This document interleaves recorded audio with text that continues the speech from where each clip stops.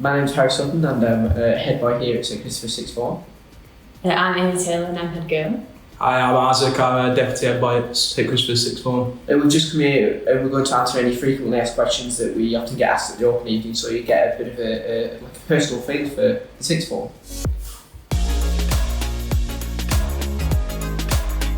So it depends on which subject you're taking. For example, for chemistry, when I did that, I did triple science at my high school, so I had to get at least a 7 in the triple sciences. And you also needed to get 6 in maths, but depending on which subject you take, it just depends. I think you can get a B in science, like a 6, and do science at Sixth Form as well. Yeah. But I know for like further maths, they're like an 8 in normal maths at GCSE, and then just for maths at A-level, I think you need a 6 or a 7 to do A-level maths. Yeah, the general requirements are 5 grade 5s at least. I think they prefer 6s in maths and English, depending on what subject you're doing. Some subjects will have specific subject requirements, but not all of them do. So it just depends what you're doing, really.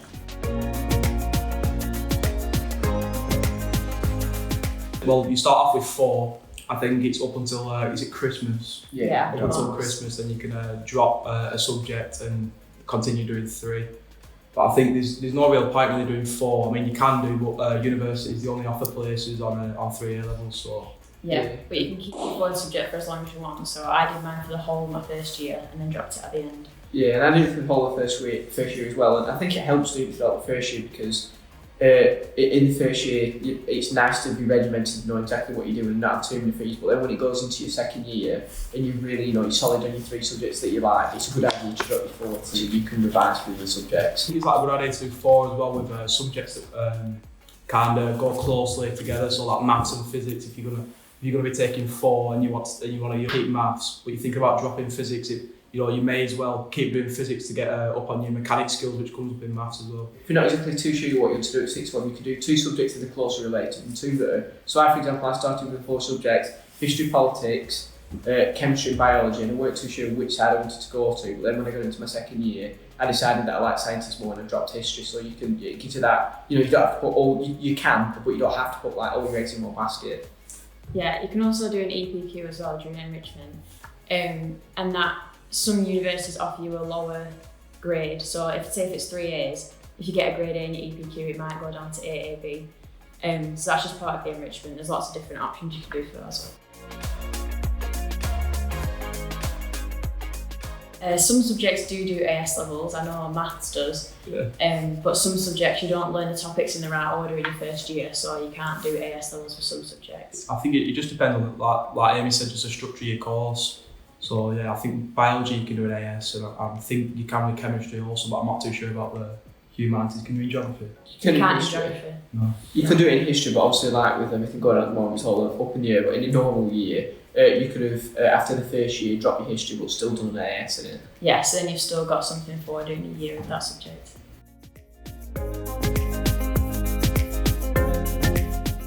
I think you know the structure there. So you have 9 lessons of each subject over 2 weeks and 9 frees. And then after December or later on if you want to, when you drop one, you'd then have 18 frees every 2 weeks and 9 lessons of each free remaining subjects. Yeah, I mean, 18 frees does sound like a lot, but when you're doing your A-levels, you do need to use your frees. Yeah, definitely. Yeah.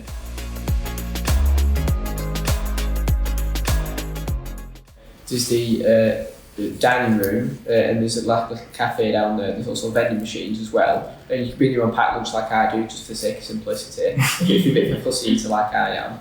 Or as well, there's also McDonald's, KFC and Asda, all within short walking range that you can get there within your dinner time as well. Personally, I like to stay up here because I'm a bit lazy, but there's plenty of option to eat at different places.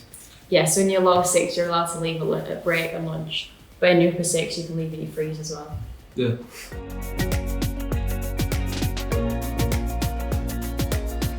Not much. Yeah, not much. Well, there's quite a few frees, but realistically, when you do your homework and revising and using that time constructively, it falls in quite nicely. You're not too flustered with too much work, but also you don't have like ample free time on your hands. It fits in nicely, and as well, like I do, you can stay behind an hour after school just to really, solidify stuff and move on. I think it just depends on how well you manage your time as well. Some subjects you maybe find them more easy, so you don't have to put in as many hours, but with other subjects you might balance it out and take longer, so it's just how you manage your time really. Yeah, so definitely in your frees, do your independent study and your homework, and maybe some wider reading if you can. That'll help you with your personal statement if you want to apply for universities. Yeah, there's plenty of places as well you can sit in your free period, so if you want to if you struggle with not talking to people like I am, I'm a bit talkative, so I have to go sit in the library where I don't really have the chance to talk to people, isolate myself, or as well you can sit in the dining room or on the balcony, anywhere, or the rooftop garden where you can be a bit outside, you can be slightly more sociable. There's that flexibility of how different people work in different styles.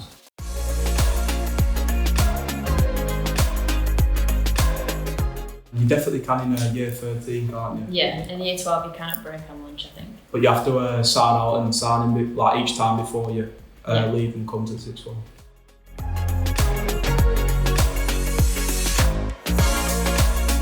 So what we got on now? Even though we're wearing, I think you can see white tops apart from Amy. Yeah. Like for example, the other day I had my pink fluorescent Hawaiian shirt, and you can mix it up a bit. Yeah, so for girls it's a black skirt or black pants, and then a blouse, or sometimes when it's getting a bit colder you can put on like jumpers, but more smart jumpers, not hoodies and everything. But, and the blazer.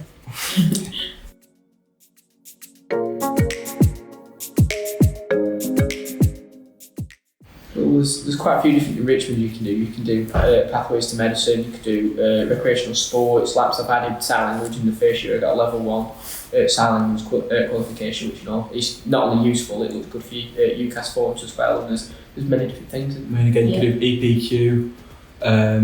I think you also do work experience also, and that's tied in with pathway to medicine as well. So you can do pathway to medicine where you do work experience every other week as well.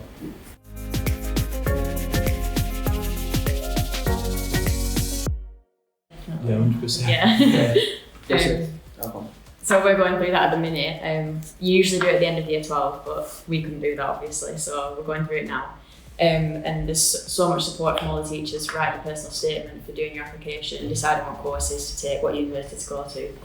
I found it really helpful. Yeah, especially like Miss Sutton, she pretty much just walks you through the full application process, so you always feel like you've got help if you need it. Yeah, there's always where you can go to. There's always got forms in the morning, so you can always just pick your form teacher's brains like I do with my Miss Sutherland. I can just, grab a bit morning and I can say, oh miss, there's this part of my UCAS form and I don't know what to do, to just help you. Yeah.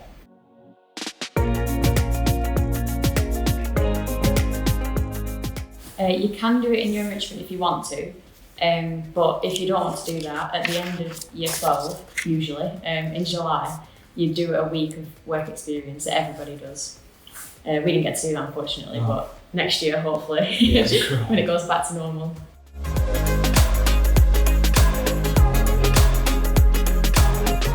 Well, there's different ones. So there's senior student roles like head boy, deputy head boy, head girl, deputy head girl.